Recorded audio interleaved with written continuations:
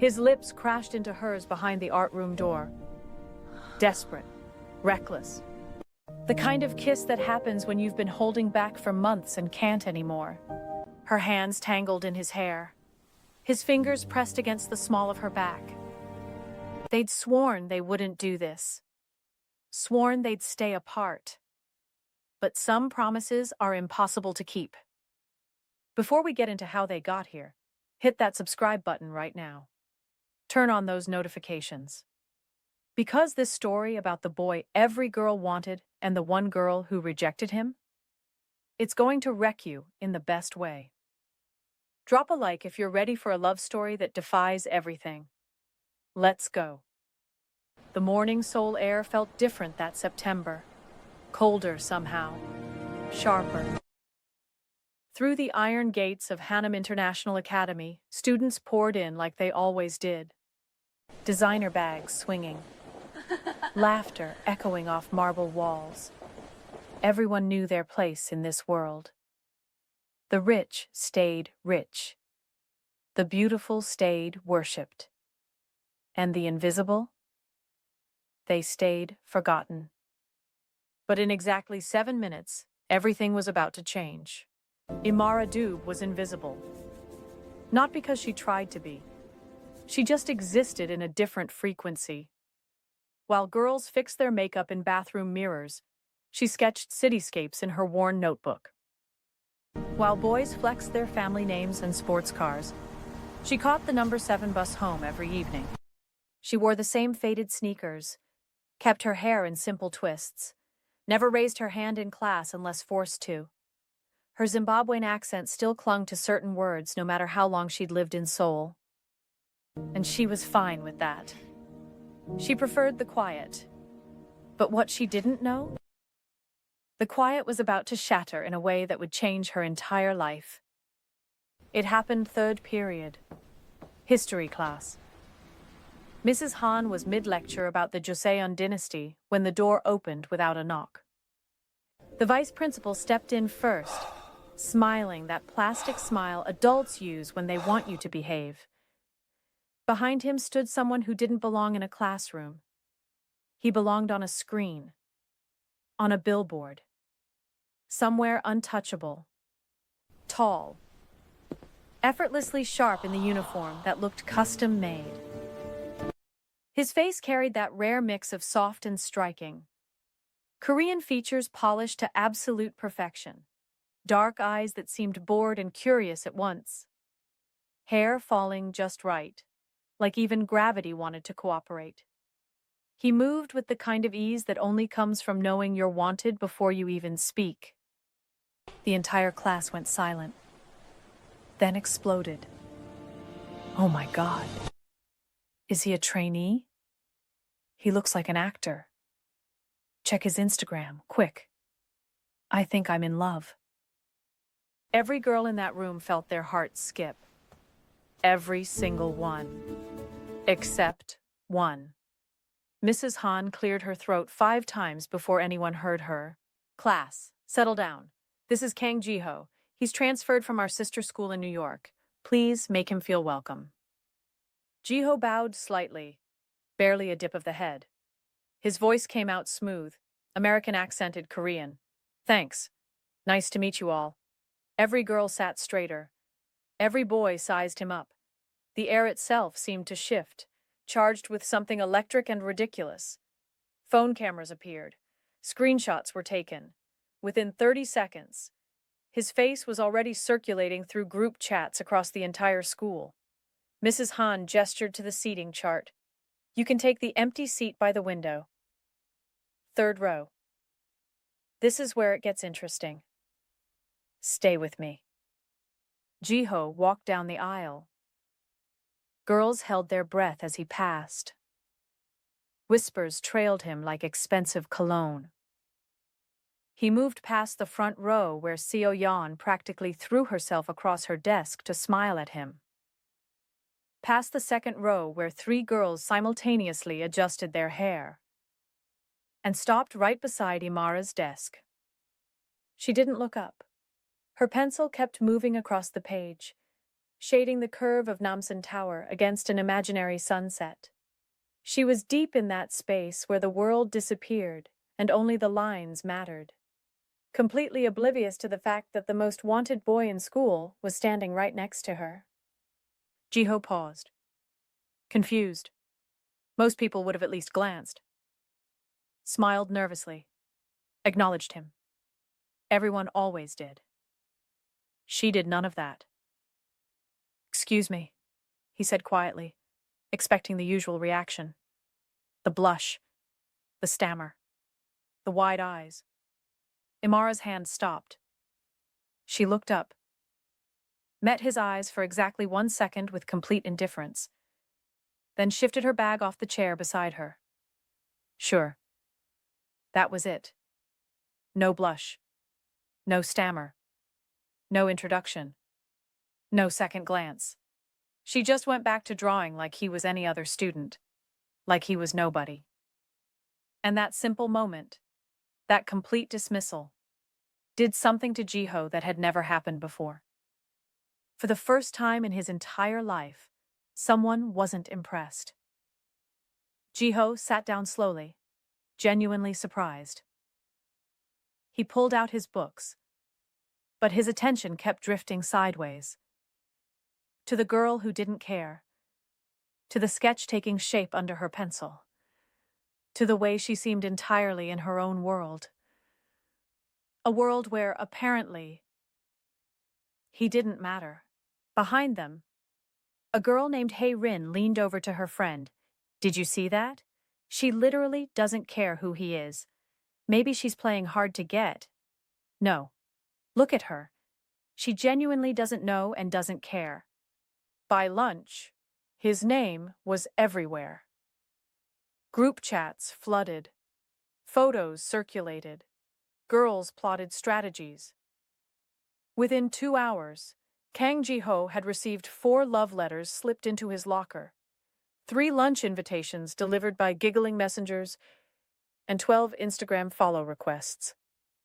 He politely declined everything. And when his new friends, Minho and Jae-sung, asked which girl he thought was prettiest, he didn't answer. Because he kept thinking about the one who didn't even ask his name. But here's what nobody knew yet. What nobody could have predicted. Jiho had a secret. A secret that would explode everything in exactly 3 weeks. And the quiet girl by the window? She was about to become the center of the biggest scandal Hannam Academy had seen in years. The cafeteria at Hannam Academy looked like a luxury hotel restaurant. Chandeliers, marble floors, floor-to-ceiling windows overlooking a landscaped garden. It was less about eating and more about being seen. Tables had unofficial hierarchies. Athletes here, influencers there, legacy kids in the center. And in the far corner by the window, alone as always, sat Imara. She had her sketchbook open beside her lunch tray. Rice, kimchi, a small portion of bulgogi she'd stretch across 2 meals. Her pencil moved between bites, capturing the way light pooled on the floor. Completely unaware that across the cafeteria, a war was brewing. Jiho noticed her immediately. He'd been surrounded since entering. Girls laughing too loud at things that weren't funny. Guys introducing themselves, testing where he'd fit. But his eyes found her. That quiet girl who existed outside the noise. "Watch this," whispered Bo-young. A girl with perfect skin and calculated charm. She stood up, flipped her hair, and walked directly toward Jiho's table. Her friends followed like backup dancers. "Hi, Jiho," she purred, leaning close enough that her perfume invaded his space. "Some of us are going to this really exclusive cafe in Gangnam after school. You should come. My driver can take us." The entire cafeteria watched. This was a test. Everyone knew it. Bo-young was the unofficial queen of their year. If Jiho accepted, his social position was secured. If he refused, he was declaring himself different, unpredictable. Minho followed his gaze and smirked when he saw where Jiho was looking. Her? Seriously? Who is she? Jiho asked, ignoring Boyoung completely. The dismissal stung. Boyoung's smile tightened. Imara something. She's been here since sophomore year. Keeps to herself. I don't think I've ever heard her speak in class. She's weird, Boyoung added. Voice sharp. Like, not in a cool way. Just off. She doesn't fit here. What Boyoung didn't say, what she'd never admit, was that she'd tried talking to Imara once. Sophomore year. Offered fake friendship. Imara had seen right through it and politely declined. Nobody had ever declined Boyoung before. She'd hated her ever since. Thanks for the invite, Jiho said absently. But I'm busy. Boyoung's eyes flashed. Doing what? Studying. The rejection landed like a slap. Boyoung straightened. Face flushed. Well, if you change your mind. She walked away with her friends, their whispers already turning poisonous. Minho whistled low. You just made an enemy. Jiho didn't respond. He just watched Imara tuck a loose twist behind her ear and return to her drawing, completely unaware of the drama unfolding around her. But here's what Jiho didn't know. Boyoung wasn't just popular. She was vindictive. And she'd just decided to make Imara's life a living hell. After lunch, he saw Imara in the hallway. She was walking toward the library, earbuds in, head slightly bobbing to music nobody else could hear. Without thinking, he followed. The library was nearly empty. Afternoon light streamed through tall windows. Imara settled at a corner table, spreading her books and sketchpad with the practiced efficiency of someone who'd done this 1,000 times. Jiho hesitated by the entrance, then walked over. His heart was beating faster than it should. Ridiculous. He'd never been nervous around girls, but something about her made him feel off balance. Hey, he said softly. She looked up, pulling out one earbud. Her expression was neutral, polite but distant. Yeah? Mind if I sit? She glanced around the empty library, then back at him with the slightest hint of confusion. There's like 50 open tables. I know. So why this one? Imara studied him for a moment. Really studied him. Like she was trying to solve a puzzle. Then she shrugged. Free country. Jiho sat across from her. Opened a textbook he wasn't actually reading. They existed in silence for a while. She sketched. He pretended to study, but mostly watched the way her hand moved. Confident. Precise. Like she'd done this 10,000 times. The silence stretched. Comfortable somehow. Most people felt the need to fill quiet spaces with noise. She didn't. What are you drawing? He finally asked. She didn't look up. Stuff. Can I see? No. Why not? Because you don't need to. He smiled despite himself. She wasn't being rude. Just honest. Refreshingly, brutally honest. Fair enough. More silence. Then she spoke without looking at him. Why are you here? Studying. She glanced at his unopened textbook. There's 50 open tables.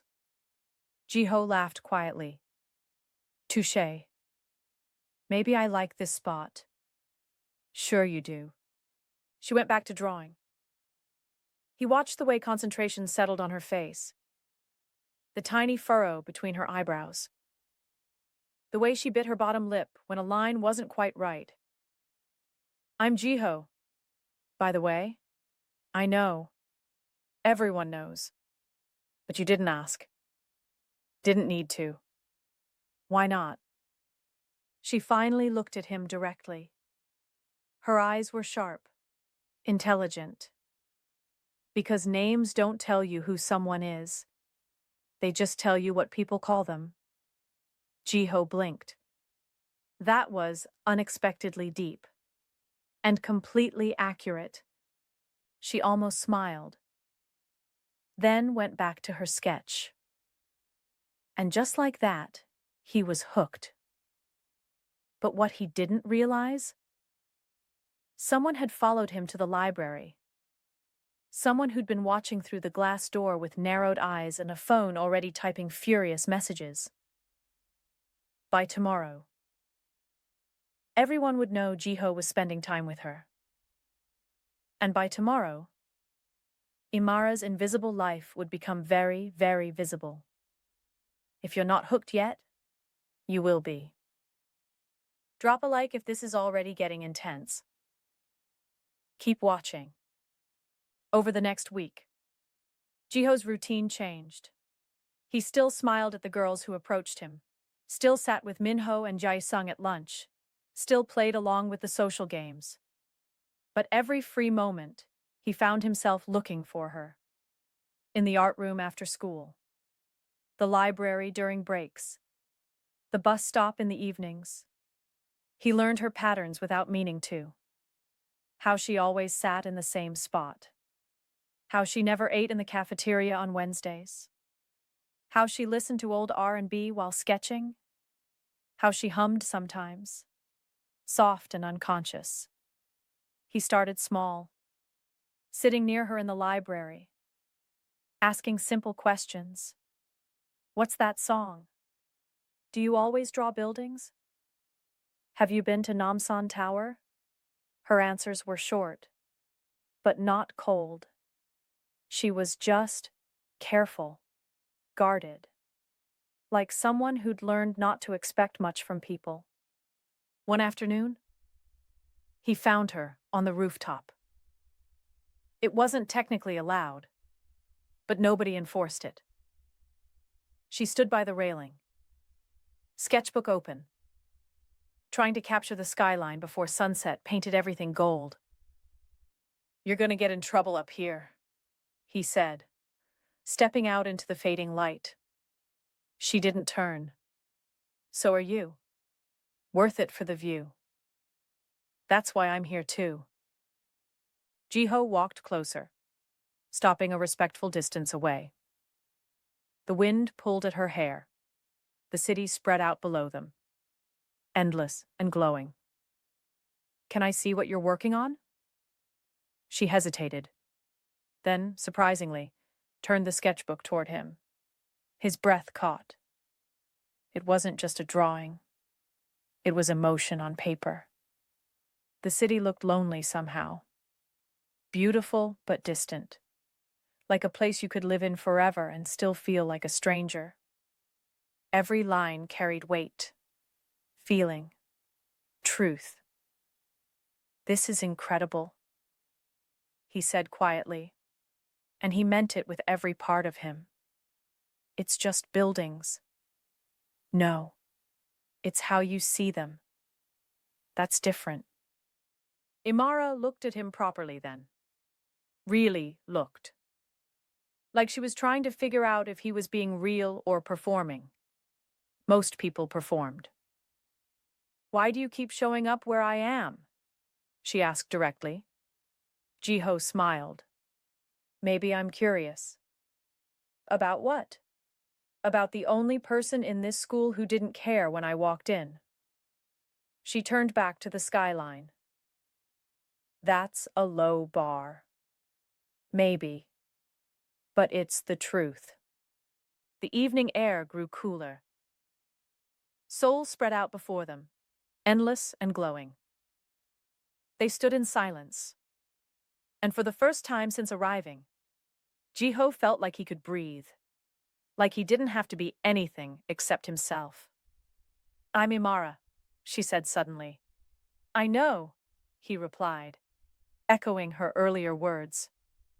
She almost smiled. Almost. But what neither of them knew? 2 floors below. Boyoung was showing a photo to 6 different girls.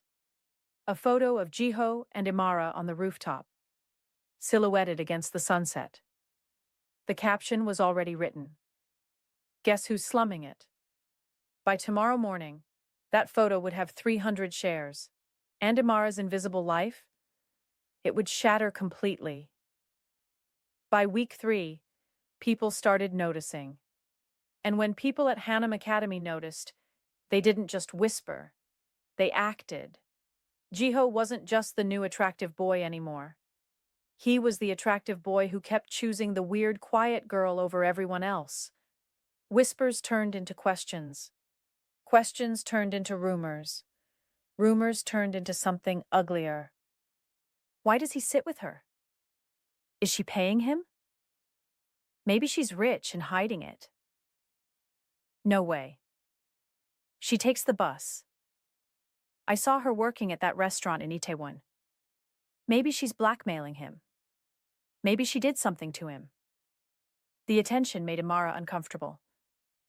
She'd spent 2 years perfecting invisibility. Now people stared, pointed, laughed behind hands. She felt their eyes in the cafeteria, the hallways, even the bathroom. One morning, she found a note in her locker.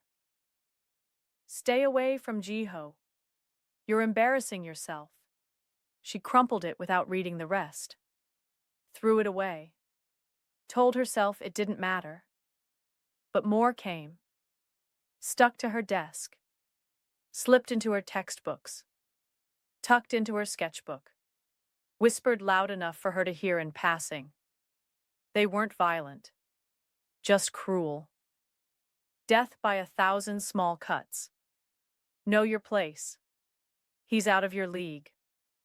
You think you're special? You're not. Go back to where you came from. She didn't tell Jiho. Didn't tell anyone. She just kept her head down and kept drawing. But her hands shook more now. Her sleep suffered.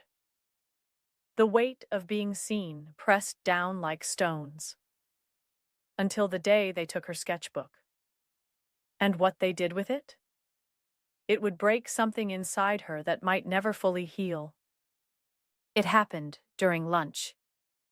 Imara had left her bag at her desk while going to the bathroom. Just 5 minutes. 5 minutes was all it took. When she returned, her sketchbook was gone. Panic hit immediately. That book held months of work. Personal sketches. Ideas. Pieces of her she didn't show anyone. Her hands went cold. Her breath shortened. She searched everywhere. Under desks. In the trash. Between textbooks. Nothing. Gone. Then she heard laughter from the courtyard. High-pitched. Performative. The kind of laughter designed to be heard. Her stomach dropped. No. Please, no.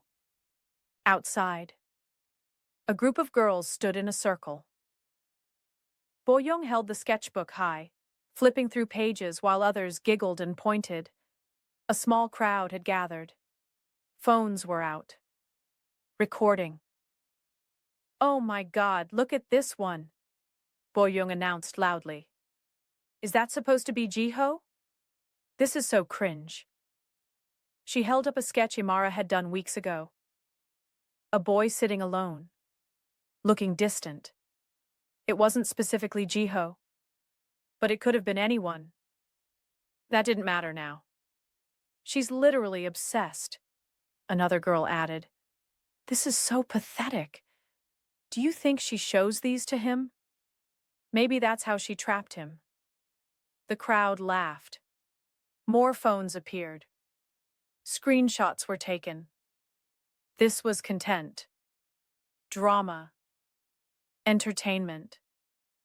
Imara's hands shook as she walked over. Her voice came out steadier than she felt. Give it back.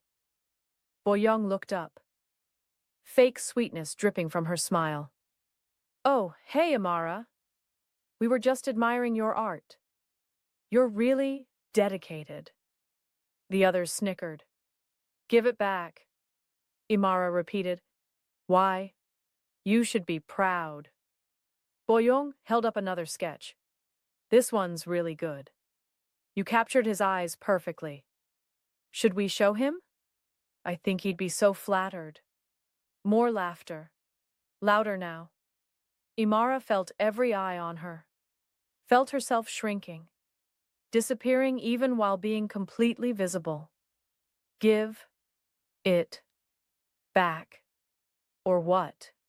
Imara reached for the book. Boyoung yanked it away, and in the motion, pages tore. 1, 2, 3. Paper fluttered to the ground like broken feathers. Months of work. Destroyed. Oops, Boyoung said, not sounding sorry at all. And that's when something inside Imara cracked.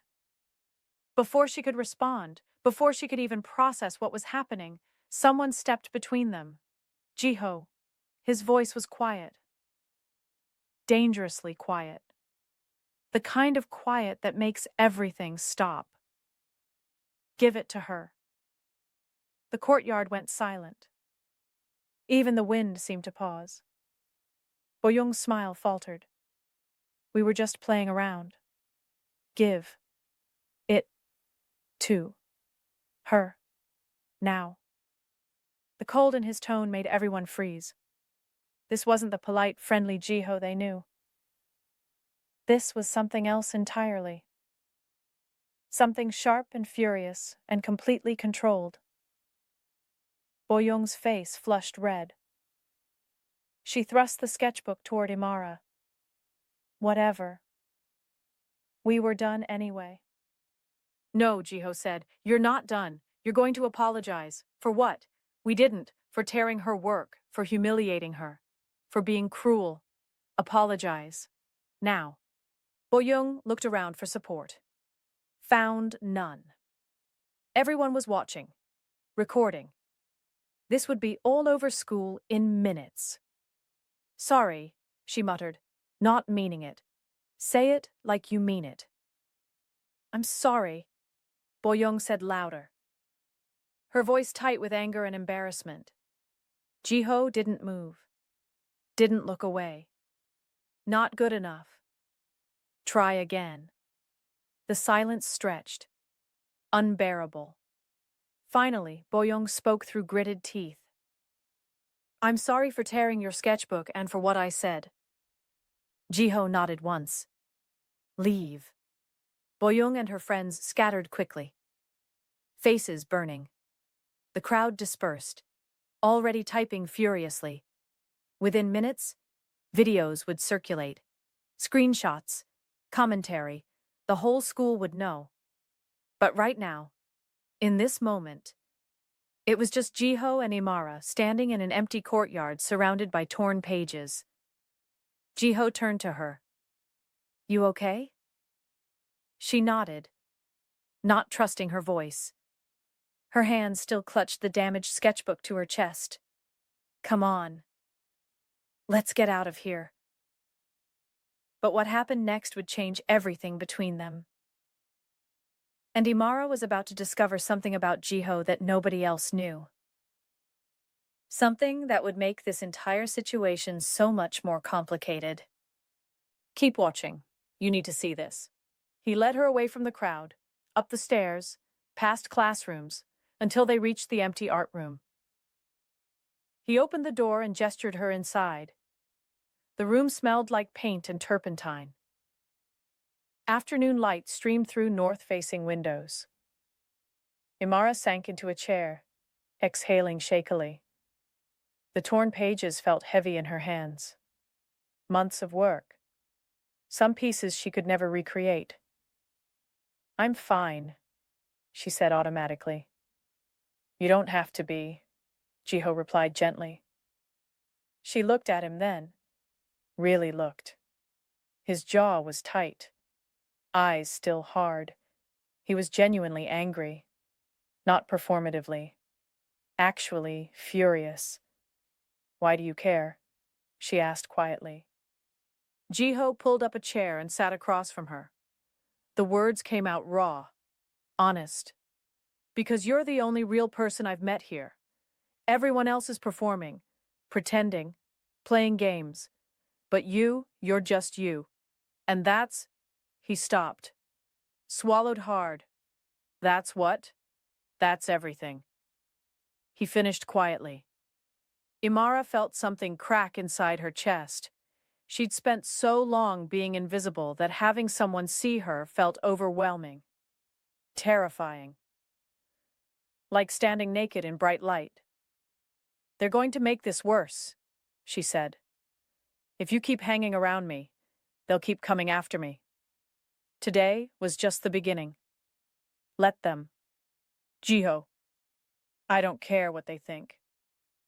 His voice softened. "I care about what you think. Do you want me to stay away?" She didn't answer immediately. The smart thing would be yes. The safe thing. But when she opened her mouth, something else came out. No. He smiled then. That genuine soft smile that made her understand why everyone fell so easily. "Good. Because I wasn't planning on it anyway." They sat in comfortable silence for a moment. Then Imara spoke. "You didn't have to do that. Stand up for me like that." "Yes, I did." "Why?" "Because nobody else would. And because—" He stopped again. Looked down at his hands. "Because I know what it's like to be invisible." Imara frowned. "You? You're literally the most visible person in school. Now. But that's exactly the problem." He looked up, and something vulnerable flickered in his expression. "People see what they want to see. The face. The money. The name. But they don't actually see me. Not really." She understood that completely. Different reasons. Same result. "But you did," he continued. "From the first day. You looked at me like I was just another person. Not a trophy. Not a status symbol. Just someone.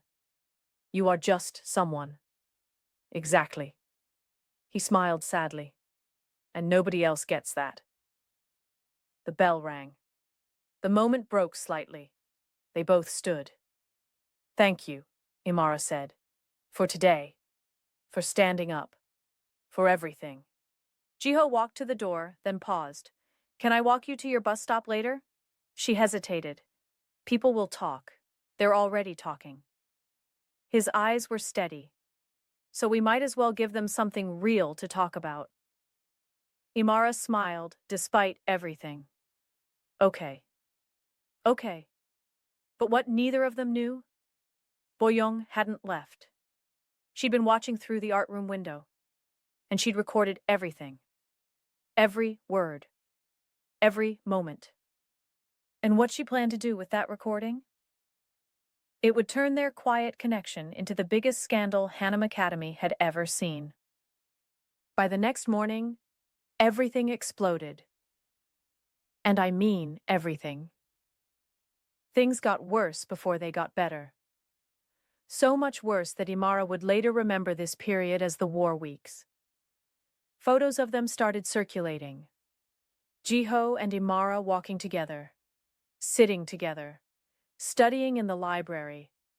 But these weren't just casual observations. Someone was following them, documenting, building a narrative. The captions were vicious. Charity case. He's just being nice. She must be desperate. Gold digger. Using him for status. How did she trap him? Imara's Instagram, which had 43 followers, suddenly got flooded. Hundreds of new followers, but not supporters. Trolls. Anonymous accounts with no photos. The comments poured in like poison. You're so ugly, lol. Does he feel sorry for you? Go back to Africa. You don't belong here. He's using you for diversity points. You're embarrassing yourself. She made her account private. Didn't help. They found her Twitter, her Pinterest, every digital footprint. Screenshots of her art got reposted with mocking captions. Her face became a meme in group chats she'd never be invited to. She stopped eating in the cafeteria entirely. Started taking lunch in the art room. Alone. Headphones in. World shut out. But Jiho noticed everything. The way she flinched when groups passed in hallways. How her smiles became rare and forced. The exhaustion settling into her eyes like bruises. One evening, he waited by the bus stop where she always caught her ride home. You didn't have to come, she said when she saw him. Her voice was tired. So tired.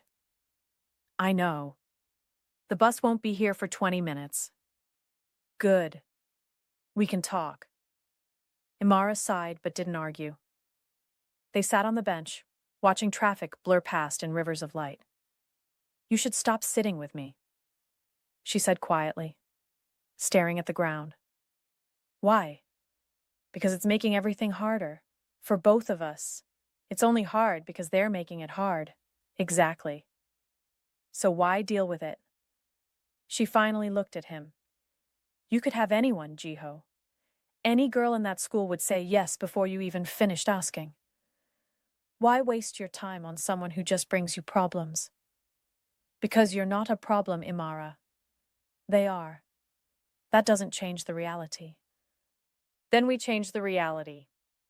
He turned to face her fully. Look, I could walk away. Make your life easier. Make my life easier. But you know what would happen then? What? They win. People like Boyoung who make others feel small to make themselves feel big. They win. And I don't lose to people like that. This isn't a game, Jiho. I know. His voice was serious. Intense. This is my choice. And I'm choosing you. Every time. No matter what they say. No matter what they do. I'm choosing you. Imara's throat tightened. Nobody had ever chosen her. Not like this. Not when it cost them something. I don't understand why, she whispered. Because when I'm with you, I don't have to pretend. I can just exist. Do you know how rare that is? Everyone expects something from me. My parents want perfection. The school wants popularity. Girls want a fantasy. But you just let me be. She did. She knew exactly what he meant because she felt the same way. The bus pulled up. Imara stood, slinging her bag over her shoulder. She looked at him, really looked, at the determination in his face, the honesty. Thanks, she said, for today, for everything. Jiho stood too. Tomorrow. Same time? She should have said no, should have protected herself, protected him. But she was tired of running from the first good thing that had happened to her in years. Yeah. Same time. As the bus pulled away, she looked back through the window.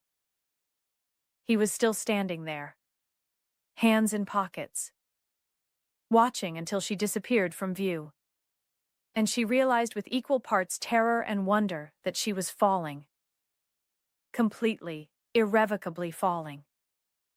But what she didn't know, what nobody knew, was that tomorrow, someone would find that recording Boyoung made. And by lunch period, the entire school would hear Jiho's confession. Every vulnerable word. And what happened after that?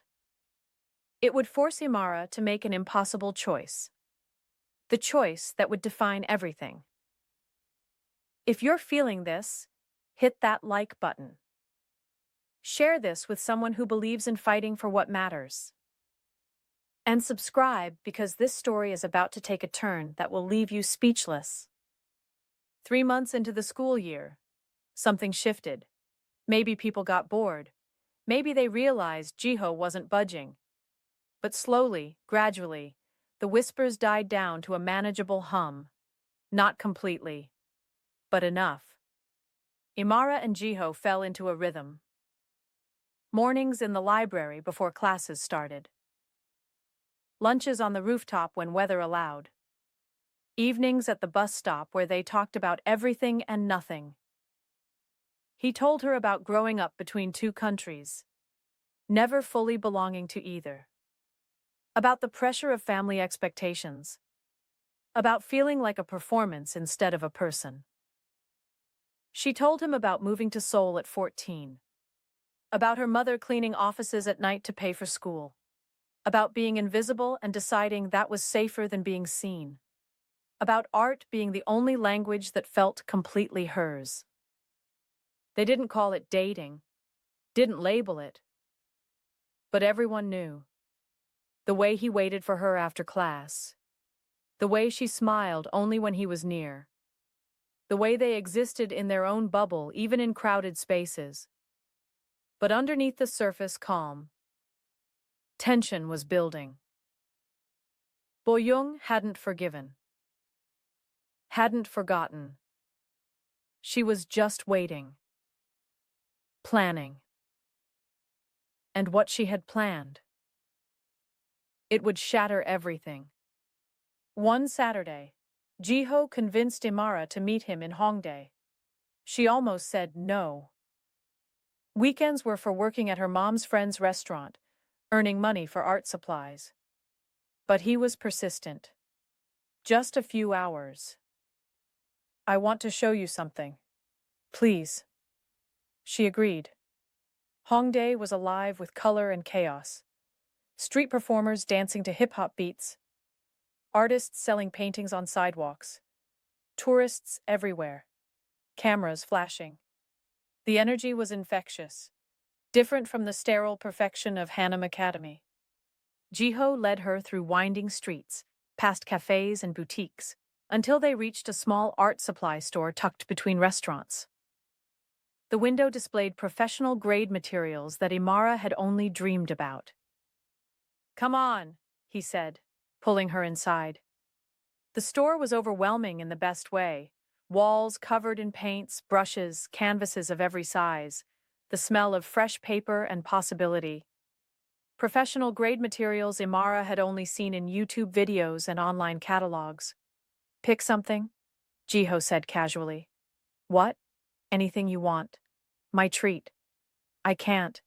You can. And you will." "Jiho, this stuff is expensive." "I can't let you." "Yes, you can. Consider it a thank you." "For what?" "For being you. For making these last 3 months the most real thing I've experienced in years." She started to protest. Stopped when she saw his expression. Determined. Genuine. This mattered to him. So she walked slowly through the aisles, fingers trailing over items she'd bookmarked online but never thought she'd own. Professional pencil sets with every grade. Watercolor palettes with colors that looked like liquid dreams. Canvas boards that cost more than her weekly food budget. She picked the cheapest sketchbook on the shelf. Basic, but functional.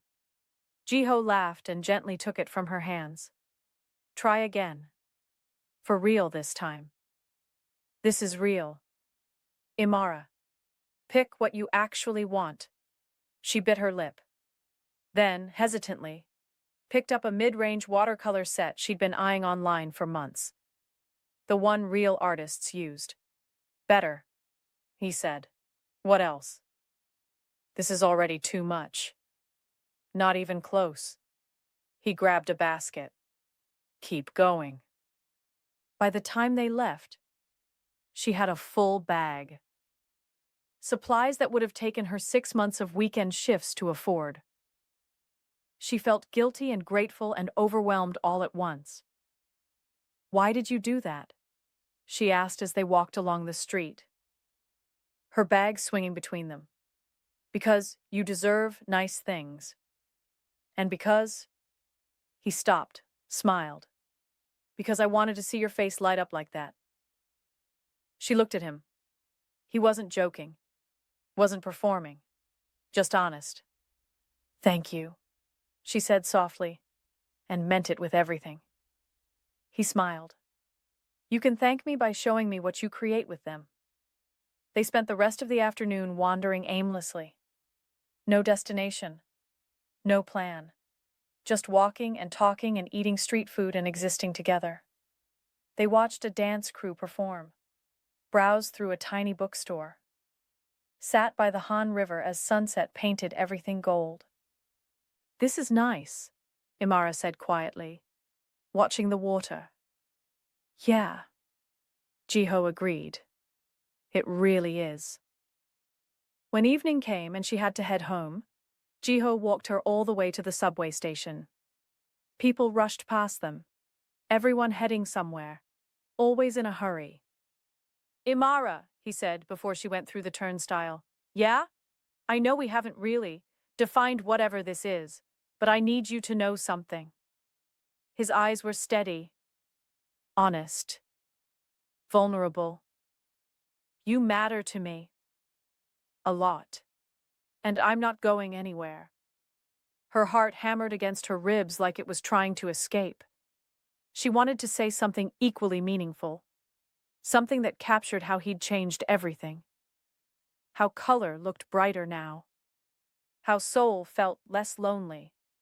But words felt too small. So instead, she did something she never did. Something that terrified her. She reached out and took his hand.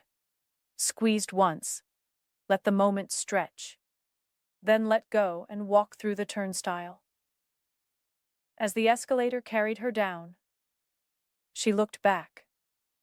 He was still standing there, hands in pockets now, smiling that soft, genuine smile that was only for her.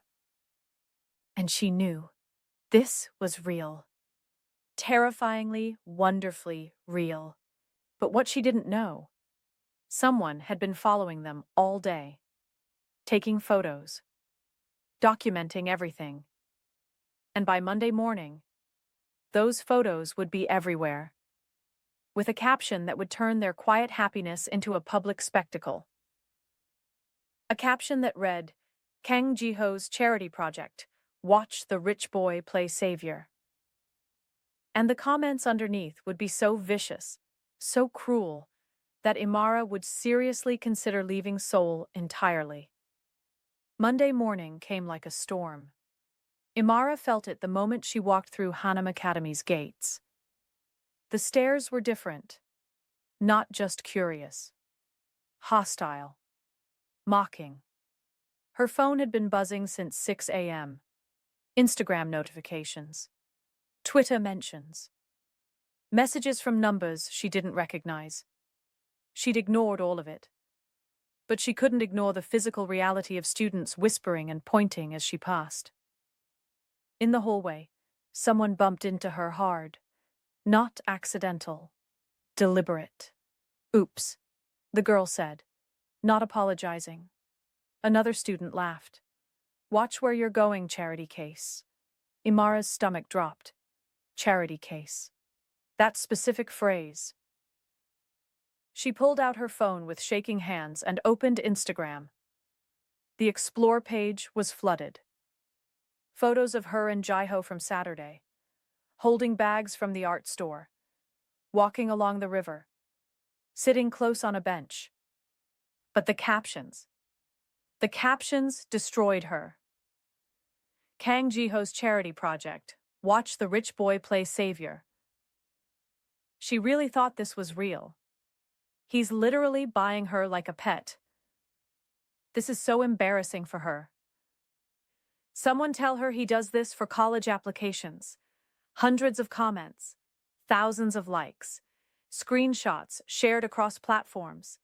Their private afternoon turned into public entertainment. Her hands shook so badly she almost dropped her phone. She made it to homeroom somehow. Sat in her usual seat by the window. Kept her head down.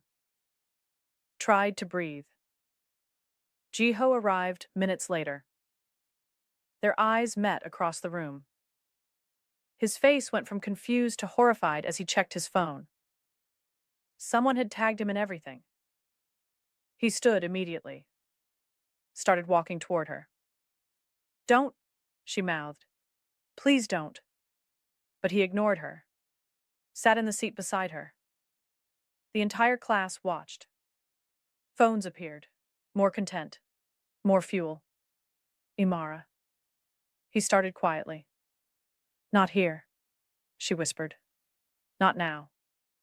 The morning dragged like torture.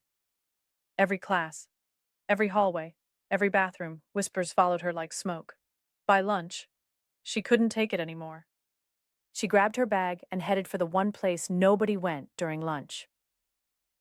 The old music room on the 4th floor, unused since the new Performing Arts Center opened. The room was dusty, quiet. A single piano sat covered in the corner. She sank against the wall, finally letting herself cry. Silent tears that came from somewhere deep, from years of being invisible, from 3 months of hope, from the crushing realization that maybe everyone was right. Maybe she was a charity case, a project, something for Jiho to feel good about.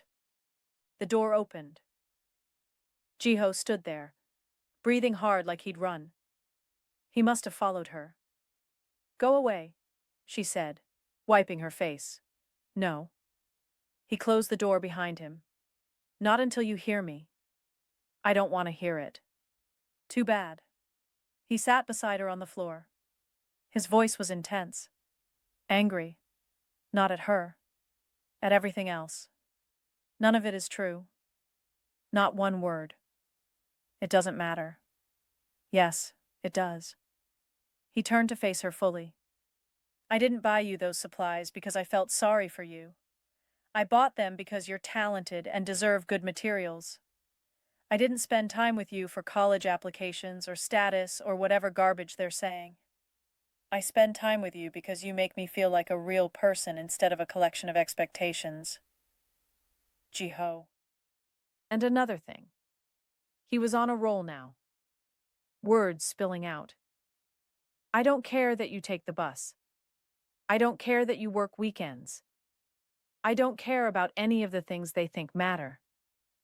What I care about is that you see the world in colors I didn't know existed.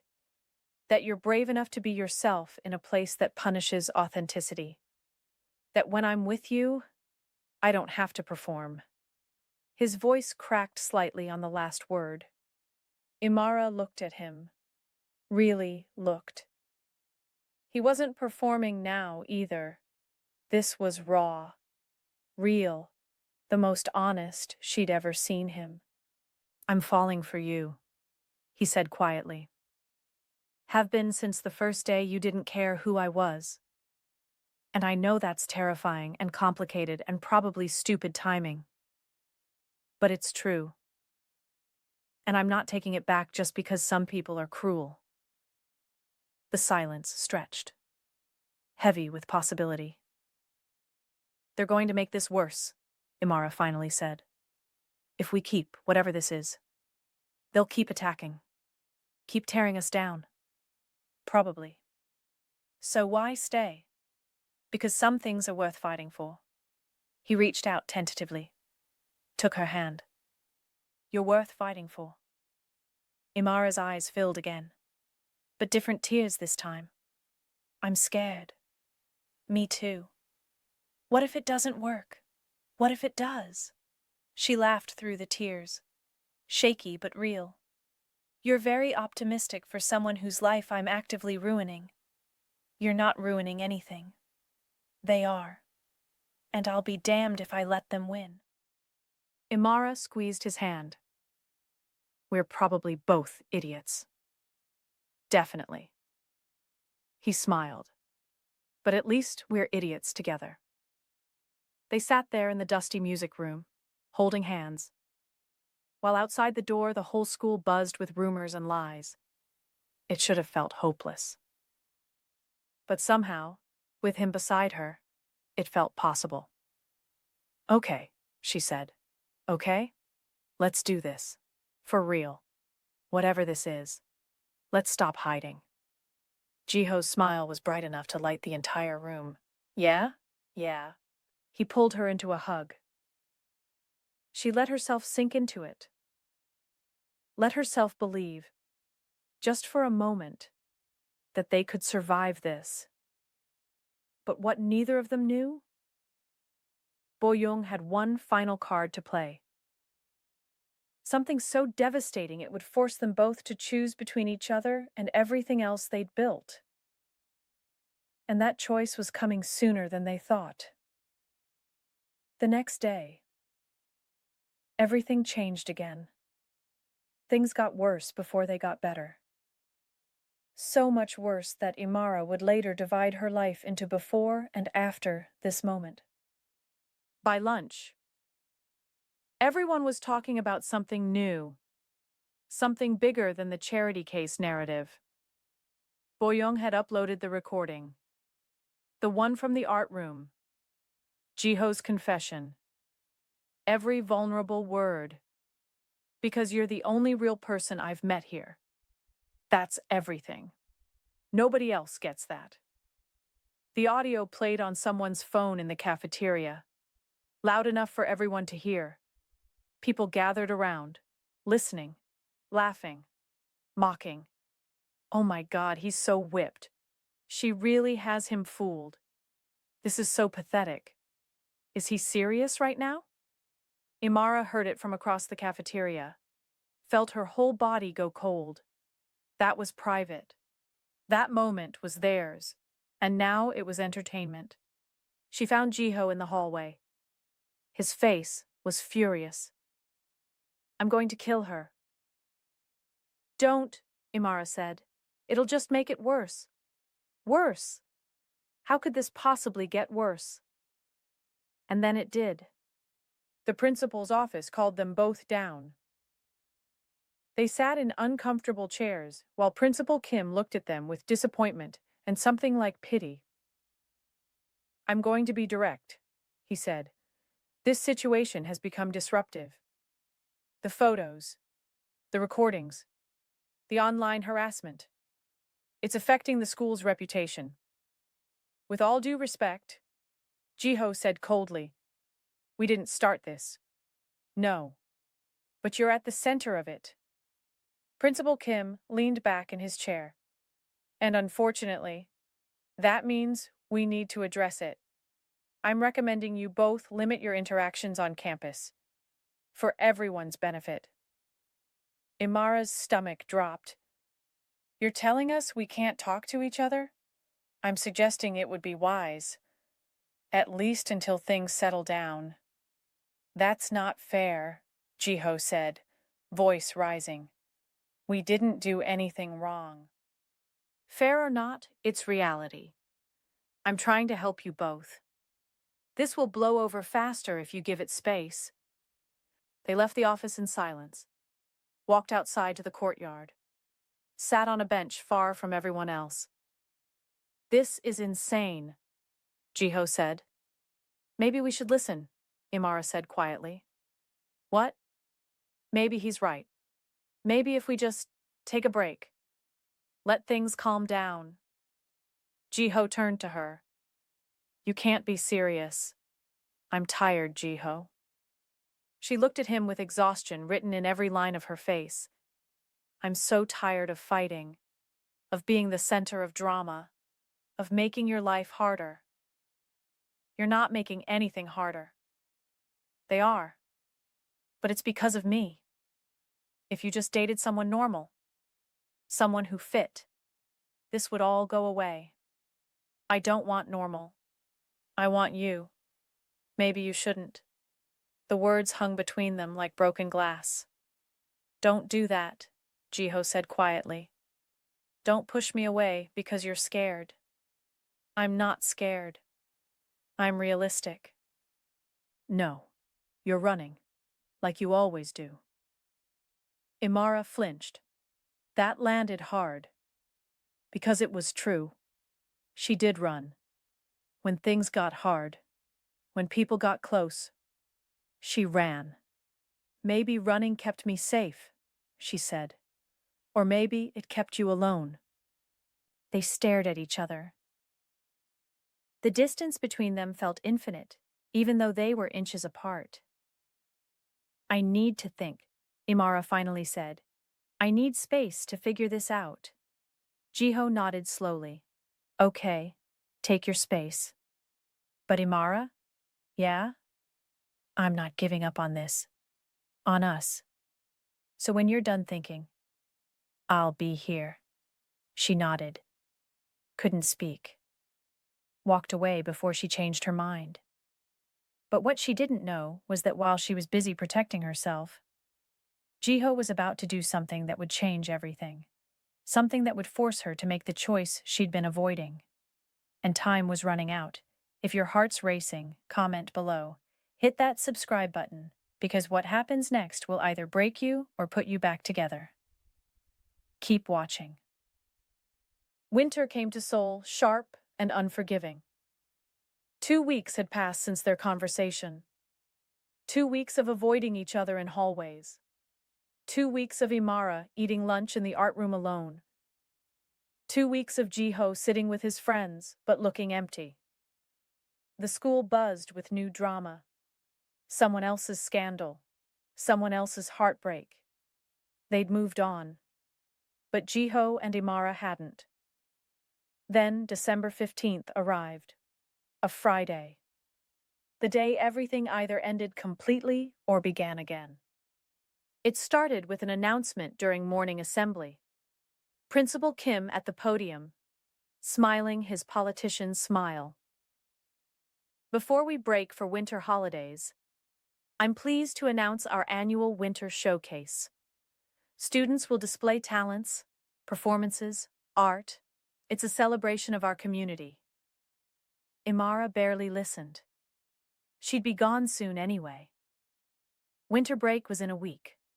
She'd spend it working, avoiding memories, forgetting. Then Principal Kim continued. And this year's opening performance will be a special surprise. Please welcome Kang Jiho. Imara's head snapped up. What? Jiho walked onto the stage carrying a guitar. He'd never mentioned playing, never mentioned performing. What was he doing? The auditorium quieted. Everyone watched, curious, expectant. Jiho adjusted the microphone. His voice came out steady, clear. This song is for someone who taught me that being real is better than being perfect. Someone who deserves better than this school gave her. Someone I'm not giving up on. Imara's heart stopped. No, he wouldn't. Not in front of everyone. But he did. He started playing. A melody that sounded like the tune she used to hum. The one he'd somehow memorized from their walks. The one she didn't even know he'd noticed. And then he sang. His voice was raw. Honest. Not perfect, but real. The lyrics talked about someone who saw colors differently. Someone brave enough to be themselves. Someone worth fighting for. The auditorium was silent. Every eye on him. Every phone recording. When he finished, the silence stretched. Then someone clapped. Then another. Then the whole auditorium erupted. But Jiho wasn't looking at them. He was looking directly at Imara. Across the rows of students. Across the distance she'd created. His eyes said everything his words couldn't. I'm here. I'm not running. Choose me. Imara stood without thinking. Walked out of the auditorium into the empty hallway. Her heart hammered. Breath came short. He'd just done the one thing she'd been too scared to do. He'd chosen her publicly, loudly, undeniably. The auditorium doors opened behind her. Footsteps approached. Jiho, You left? He said. You sang. She turned to face him. In front of everyone. You sang. Yeah. Why? Because I meant every word I said in that art room. And I'm tired of hiding it. I'm tired of letting them control our story. Imara felt tears building. Jiho, I know you're scared. I know this is hard. I know running feels safer. His voice was gentle but firm. But I also know what we have is real. And rare. And worth the risk. What if it falls apart? What if it doesn't? He stepped closer. What if we actually make it? What if 5 years from now we look back and realize this was the moment everything changed? 5 years? Or 10? Or 20? Or however long you'll have me? She laughed through tears. You're insane. Maybe.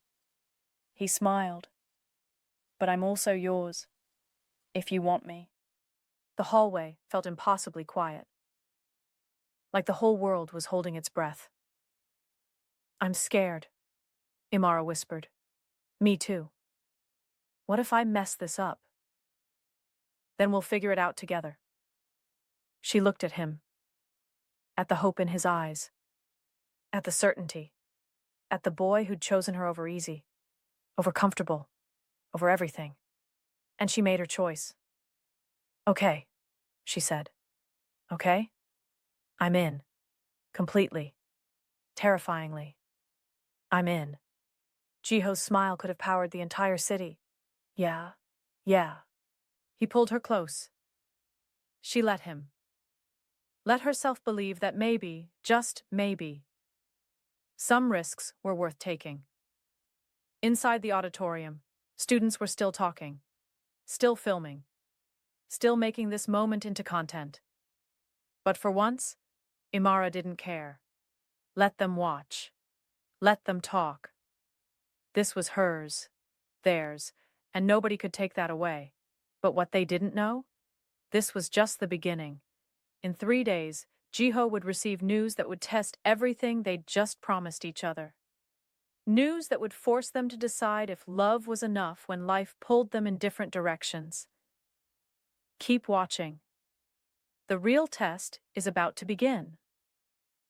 3 days later, everything fell apart again. But differently this time.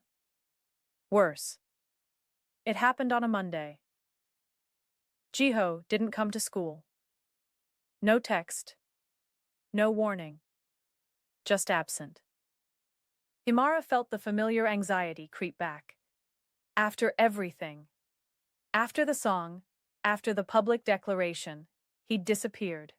Her brain went to dark places. Maybe he'd changed his mind. Maybe reality had set in. Maybe.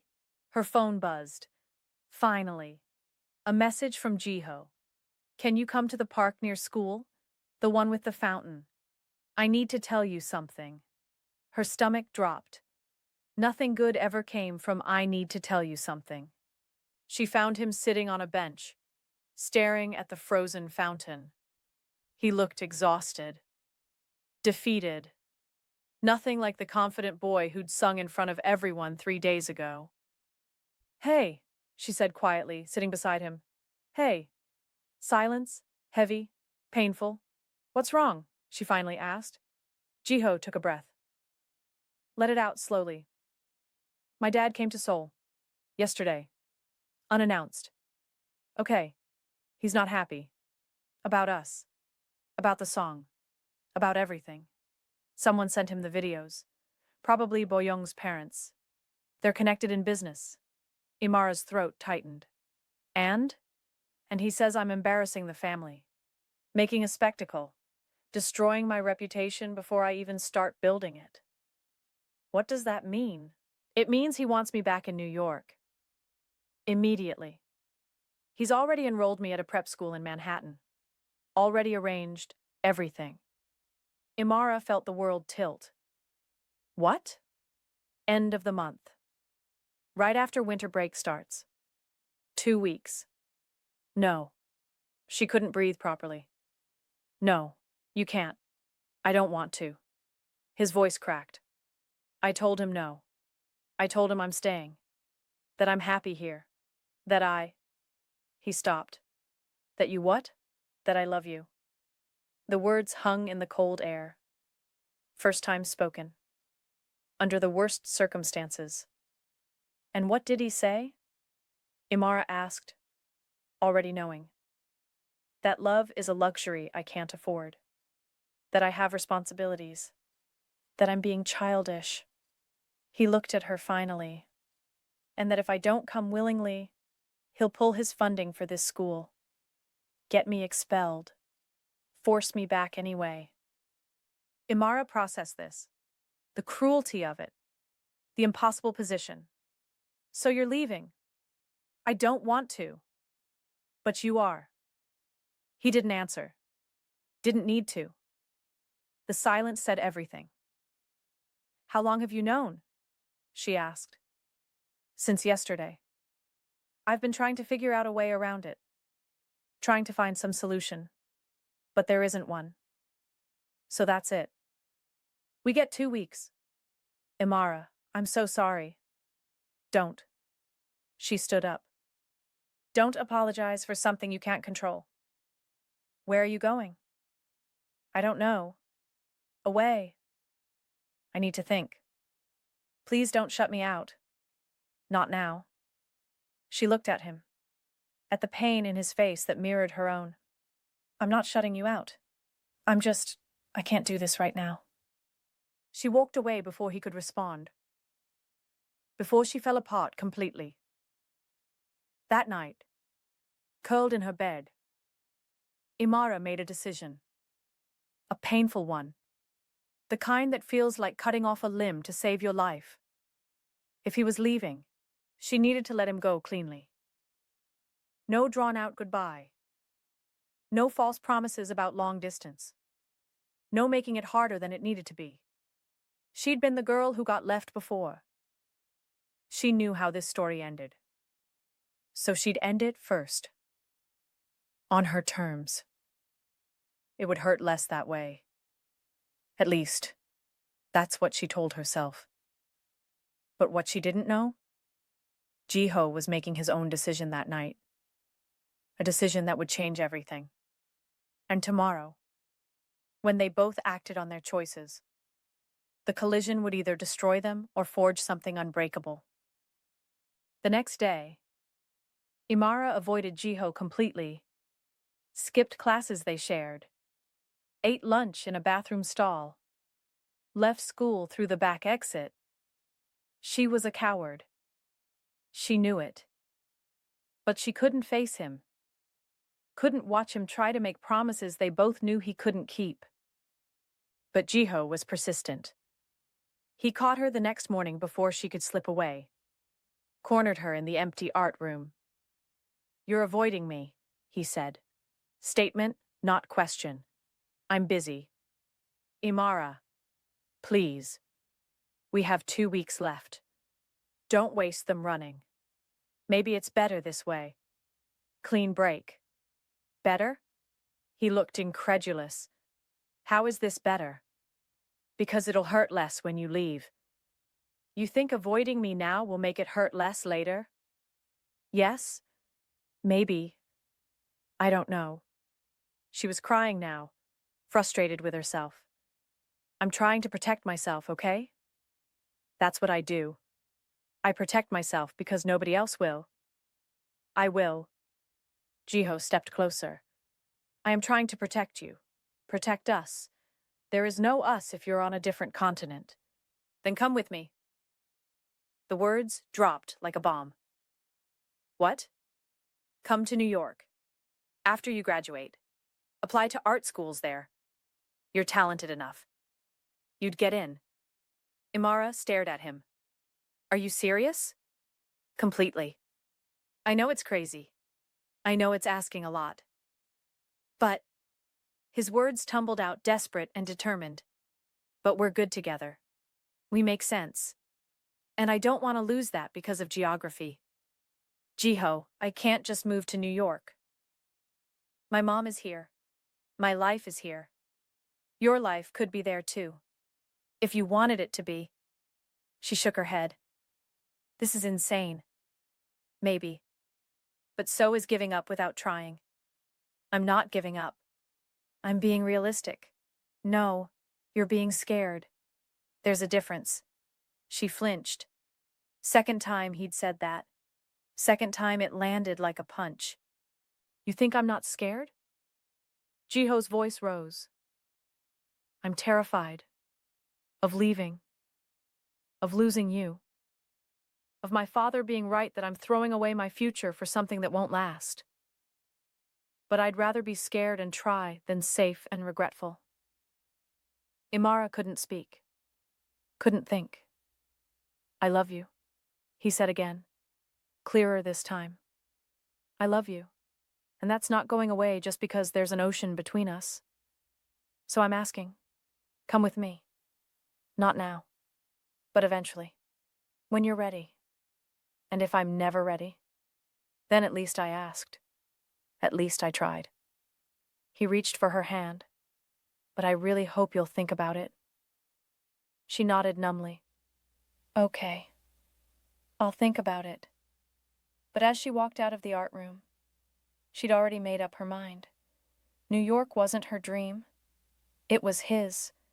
And she wouldn't build her life around someone else's geography, even if that someone was him. The last week arrived too fast. 7 days. Then 6. Then 5. Each one slipping away like water through fingers. They spent every possible moment together. After-school walks, weekend trips to museums, late-night phone calls where they talked until sunrise, trying to cram months into days, trying to memorize each other. But the elephant in the room grew bigger each day. New York. The unspoken question. The unanswered invitation. Finally, 2 days before his flight, Imara gave her answer. They were sitting on the rooftop, their spot, where this whole thing had started. I can't come, she said quietly. Jiho went very still.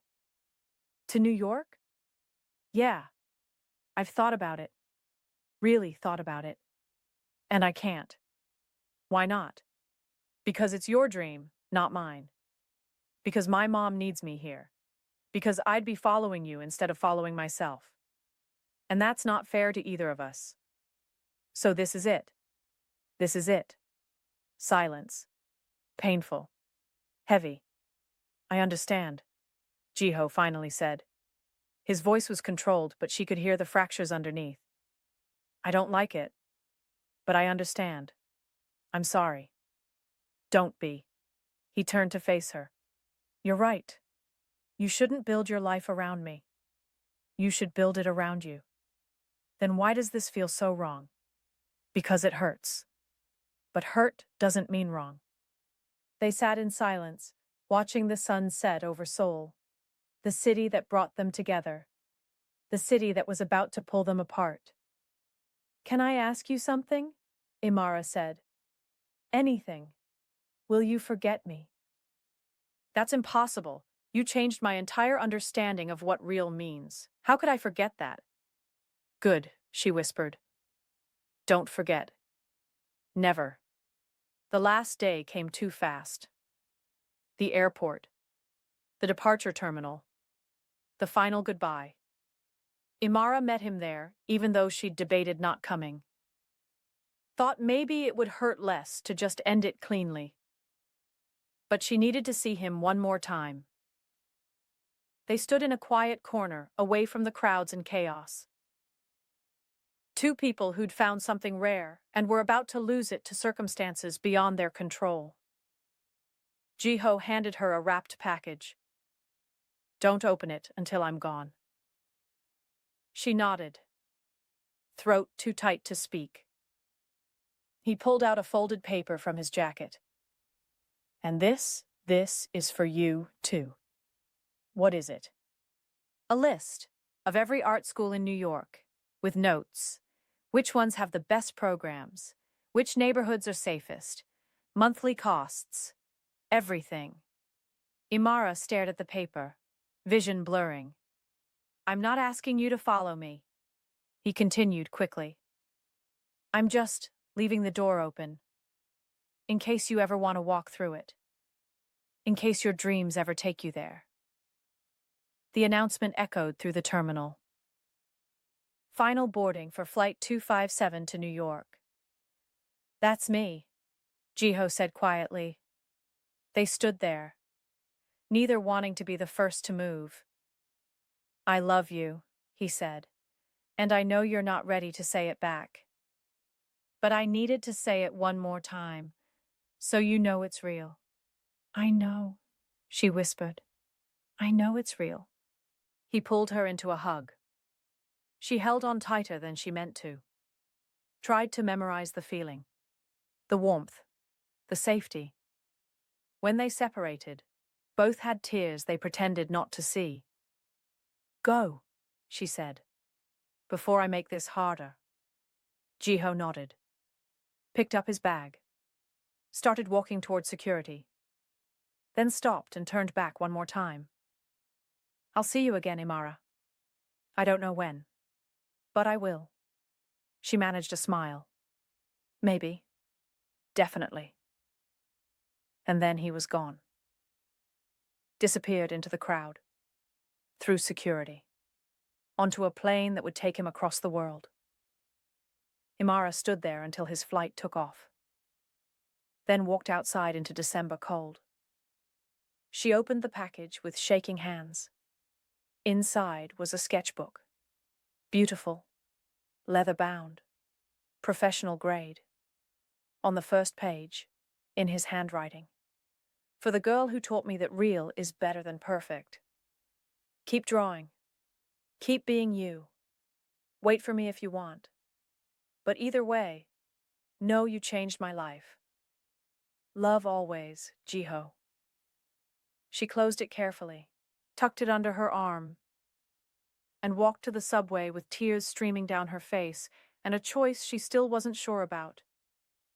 But what she didn't know? This wasn't the end. It was just the pause before everything changed again. Because 2 years later, fate would bring them back together in the most unexpected way. And when it did, they'd both have to decide if love was enough the second time around. If you're crying, you're not alone. Comment, I believe in second chances. Subscribe because this story has one more chapter. And trust me, you need to see how it ends. 2 years passed like seasons changing. 24 months. 730 days. Imara counted at first, then forced herself to stop. Time moved differently when you were trying to forget something that refused to be forgotten. She finished her senior year at Hannam Academy, graduated with honors. Her art portfolio had become something extraordinary. Pain and beauty woven together on canvas and paper. Her teachers called it transcendent. She called it survival. She'd applied to 3 universities, 2 in Seoul, 1 in New York. The New York application felt reckless when she submitted it. Foolish. Self-destructive. She hadn't heard from Jiho in 18 months. He'd messaged frequently at first. Updates about his new school. Photos of Manhattan. Late-night texts when Seoul was morning and New York was evening. But gradually, the messages became less frequent. Then sporadic. Then stopped entirely. She'd told herself it was natural. Expected. People moved on. Lives diverged. First love was supposed to be practice for real love. Everyone said so. She almost believed it. But she kept the list he'd given her. Kept the leather sketchbook. Used it for her most personal work. The pieces she didn't show anyone. Then, one afternoon in March, an email arrived that changed everything. Acceptance letter, full scholarship, Cooper Union School of Art, New York. Her hands shook as she read it 3 times, 4 times, 5.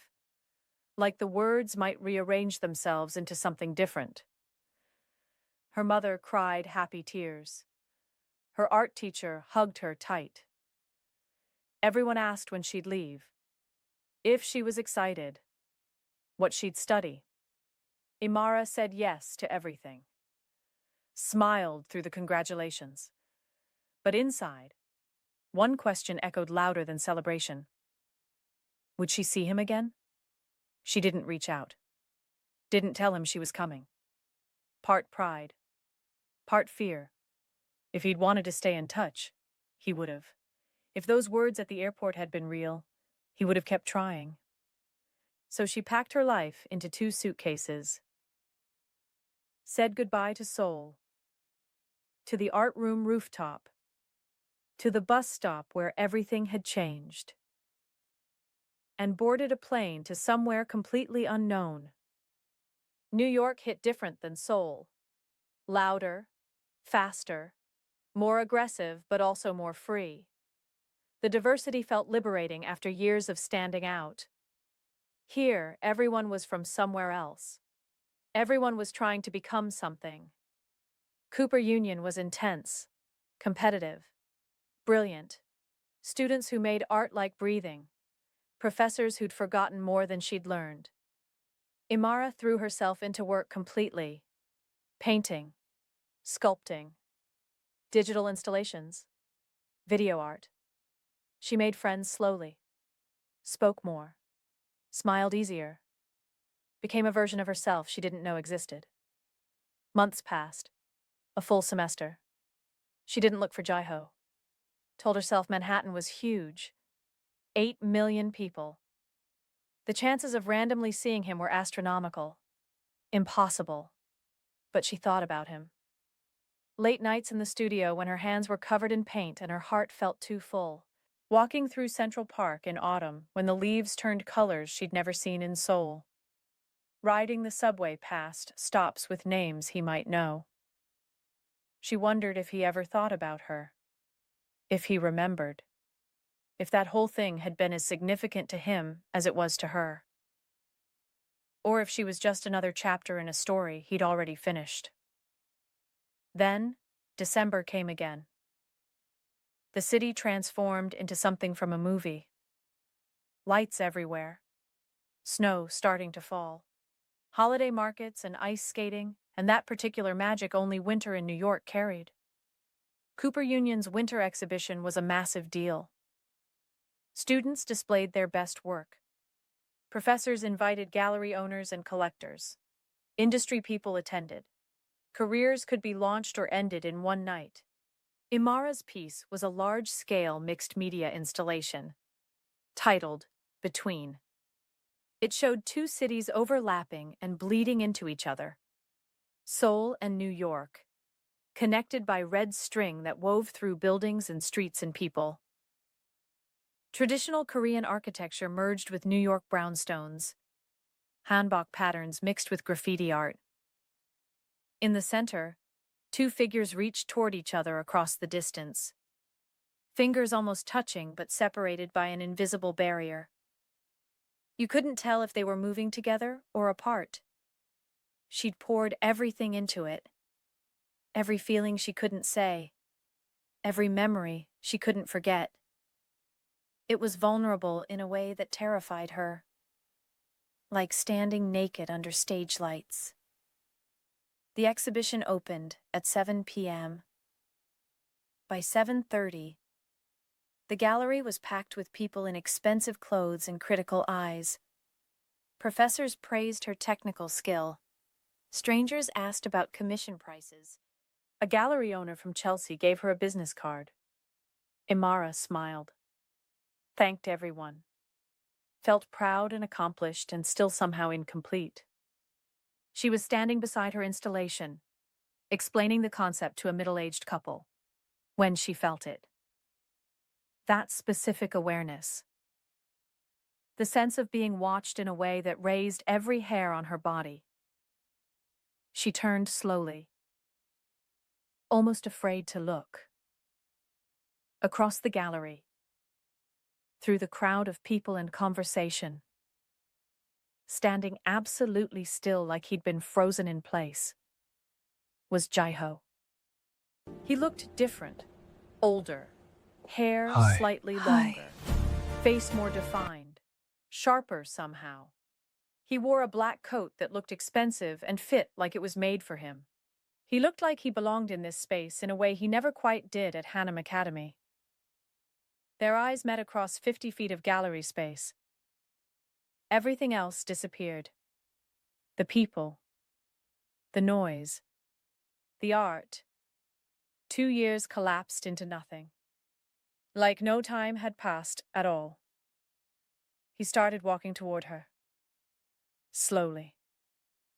Like he couldn't quite believe she was real. Imara couldn't move. Couldn't breathe. This felt like a dream. Like something her lonely brain had conjured from desperation and memory. But then he was standing right there. Real. Solid. Close enough to touch. Looking at her like she was the only thing in the entire room. "Hi," he said softly. His voice was exactly how she remembered. Exactly. "Hi." They stared at each other. 1,000 questions in the silence. 2 years of absence in the space between them. Finally, Jiho spoke. "Your work is incredible." "Thank you." This piece, he gestured to her installation without taking his eyes off her. "It's about Seoul, isn't it? And New York. Both places at once." He studied it more carefully. Then he saw the 2 figures in the center. His expression shifted. Understanding washing over his face. Recognition. "It's us," he said quietly. Statement, not question. Imara nodded, unable to speak. "It's us." More silence. Someone bumped into Jiho from behind. The spell broke slightly. "Can we go somewhere?"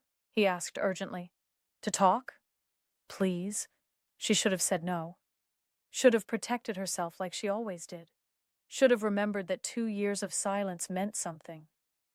But she'd already made her choice when she got on that plane 6 months ago. "Yeah. Let's go." They walked out into December cold. Snow was falling soft and perfect, making the city look clean and new. They didn't speak until they reached Washington Square Park, mostly empty in the winter night except for a few bundled figures hurrying home.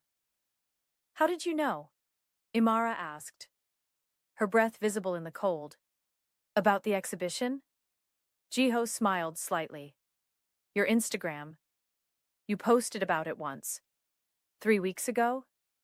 You still follow me?" "I never stopped." He looked down at his hands. "I've seen every piece you've posted, every sketch, every painting. I've watched you become the artist you were always meant to be." Her heart cracked a little. "But you stopped messaging." He took a breath, let it out slowly. "I thought I was making it harder. You seemed like you were moving on, building this incredible new life. I didn't want to be the person holding you back. The ghost from your past keeping you from your future. You weren't. I didn't know that. You could have asked." "I was scared." He laughed bitterly. "Scared of the answer. Scared that I'd built up something in my head that didn't mean as much to you as it did to me. Scared that I'd message and you wouldn't respond. Or worse, that you'd respond politely and I'd realize you'd moved on completely." Imara stopped walking, turned to face him fully. The streetlights made everything look softer, gentler. "You gave me a list, Jiho, of schools, of possibilities.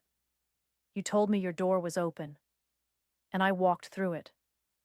Even when you went quiet. Even when I told myself I was being stupid. I still came." His eyes widened. "You came here because of me?" "I came here because of me." She stepped closer. "Because I earned it. Because I deserved it." Because Cooper Union is one of the best art schools in the world, and I got a full scholarship. She paused. But I'd be lying if I said you weren't part of the equation. I'd be lying if I said I didn't hope, even a little, that maybe I'd see you again. Jiho's expression crumbled. I'm such an idiot. Yeah, you kind of are. He laughed. Actual, genuine laughter that sounded like relief and joy mixed together. God, I missed you. Imara felt her careful defenses cracking. Missed you too. So much it hurt. They sat on a bench, even though it was freezing. Snow collected on their shoulders. The park lights made everything look like a painting.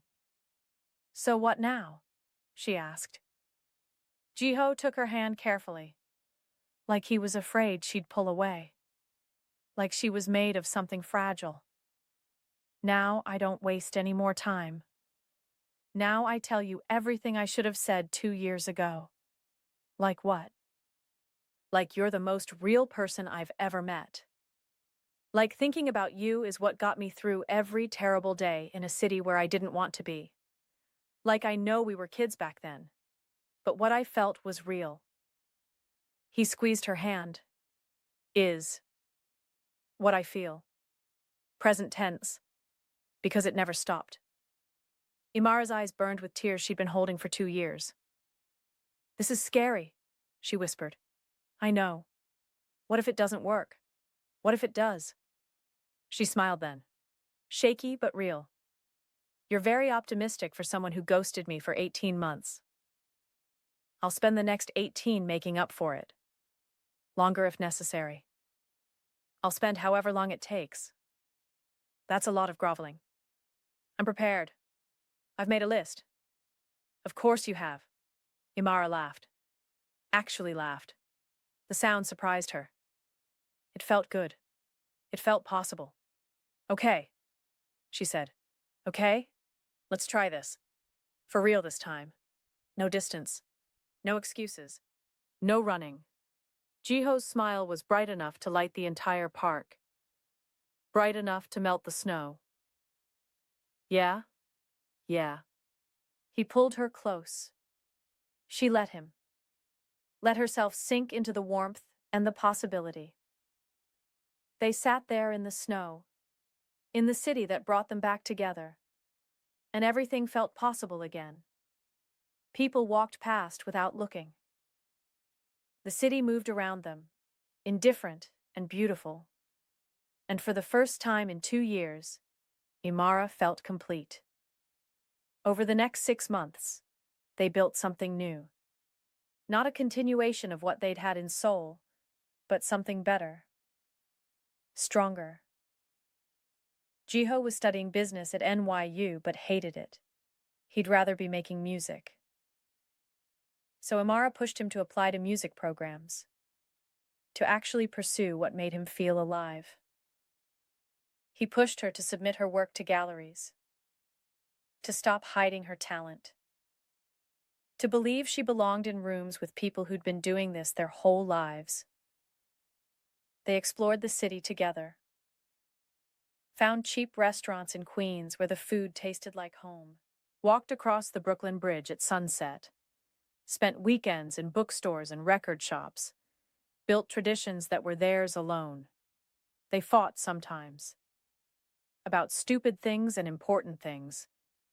About whose turn it was to do dishes and whether long distance would have worked if they'd tried harder. But they fought fair. And they always came back. Because this time, they both knew what it felt like to lose each other. And neither wanted to feel that again. One evening in June, they sat on Imara's fire escape watching the sun set over Brooklyn. The air was warm. The city hummed below them. Do you ever think about Seoul? Jiho asked. All the time. You? Yeah. He was quiet for a moment. I think about that rooftop. The art room. The bus stop where I waited for you every day. I think about the song. Imara said. The one you played in front of everyone. I was terrified. You didn't look it. I'm good at hiding fear. He turned to her. But not with you. I never had to hide anything with you. She leaned her head on his shoulder.